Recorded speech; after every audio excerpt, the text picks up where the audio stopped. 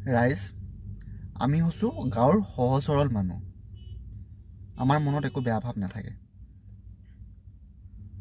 আমাক যেতিয়া কোনোবাই কিবা এটা উপহাৰ দিয়ে আমি ভাল পাওঁ, আৰু আমিও সেইটো হিচাপত আমিও দিব বিচাৰোঁ। আজি ৰাতিপুৱাৰে কথা, আমাৰ ঘৰলৈ গাঁৱৰ মানুহ আহিছিলে, সকলোৱে কিবা কিবি দিছে আৰু তাৰপৰা আমিও কিবা কিবি দিছোঁ। তাতে কি হ'ল, মোৰ সমবয়সীয়া এজনী ছোৱালীও আহিছিলে।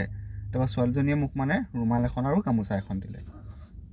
তাৰপৰা মোৰ হাততো দিবলৈ একো নাছিলে, মই মৰমতে চুমা এটা দি দিলোঁ। লগে লগে মাৰ ফালৰ পৰা থাপাৰকৈ পৰিলে নহয়। তাৰপৰা গাঁৱৰ মানুহখিনিও আহিছিলে ওচৰলৈ। মই চিটুৱেশ্যনটো বৰ ভাল নেদেখিলোঁ। মই টপাটপ বাহিৰলৈ ওলাই আহিলোঁ লৰ মাৰি। কিন্তু চাওক, মই কিবা ভুল কৰিলোঁ জানো? মোৰ ওচৰত যি আছিল, মোৰ ফালৰ পৰা মই মৰমত দিছিলোঁ। সেইটোত বাৰু বেয়া পাবলৈ কিবা আছিলে নেকি? মানুহবোৰ আজিকালি বুজি নোপোৱা হৈছে দেই। কি হ'ব?